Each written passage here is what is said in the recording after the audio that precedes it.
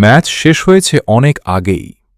আর্জেন্টিনার অবিশ্বাস্য জয়ে ফাইনাল নিশ্চিত হওয়ার উচ্ছ্বাস তখনও পুরোপুরি থামেনি।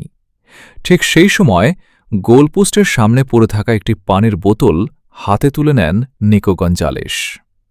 বোতলটি খেয়াল করতেই দেখা যায় তাতে লেখা রয়েছে আর্জেন্টিনার খেলোয়াড়দের নাম। বিষয়টি দেখে সঙ্গে সঙ্গে লিওনেল মেসিকে ডাকেন তিনি। পরে ডিফেন্ডার মার্কোস সেনেসি ও দলের এক স্টাফ সদস্যকে নিয়ে চারজনে মিলে যেন বসলেন রহস্য উদ্ধার করতে। কি লেখা আছে সেই বোতলে? দেখতে আর 10টা বোতলের মতো হলেও আদতে ওটা একটা উত্তরপত্র।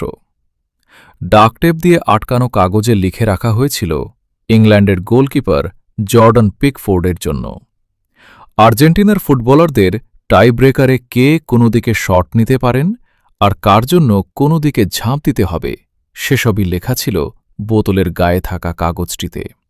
শুধু লিওনেল মেসি, লাউতারো মার্তিনেজ বা হুলিয়ান আলভারেজই নন, আর্জেন্টিনার তৃতীয় গোলকিপার হেরেনিমো রুলিকে নিয়ে পর্যন্ত নির্দেশনা ছিল সেখানে। যেমন মেসির জন্য বাঁয়ে ফেক ভান দিয়ে ঝাঁপ দিতে হবে ডানে, মন্তিওয়েলের জন্য ঝাঁপ দিতে হবে বাঁয়ে, পারেদেসের ক্ষেত্রে একটু বাঁয়ে দাঁড়িয়ে ঝাঁপ দিতে হবে ডানে, এনজো ফার্নান্দেজের জন্য আবার দাঁড়িয়ে থাকতে হবে মাঝে। কোনো ম্যাচে 1 মিনিট খেলতে না পারা গোলকিপার হেনেরিমো রুলি যদি টাই ব্রেকারে শট নিতে আসেন, সেক্ষেত্রে ঝাঁপ দিতে হবে বাঁয়ে।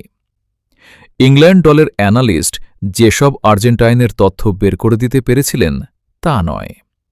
ক্রিস্টিয়ান রোমেরো, হুয়ান মুসো ও এমিলিয়ানো মার্তিনেজের কোনো পেনাল্টি রেকর্ড না থাকায় তাঁদের নাম ছিল না তালিকায়। সবচেয়ে মজার তথ্য ছিল বোধহয় থিয়াগো আলমাদার ব্যাপারে। আর্জেন্টাইন স্ট্রাইকারের নামের পাশে লেখা ছিল, যেদিকে মন চাইবে সেদিকে লাফ দিও।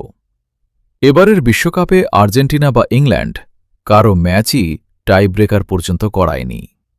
তবে মূল খেলায় মোট 3টি পেনাল্টি পেয়েছে আর্জেন্টিনা। সেখান থেকে লিওনেল মেসি একটি জালে জড়াতে পারলেও 2টি মিস করেছেন।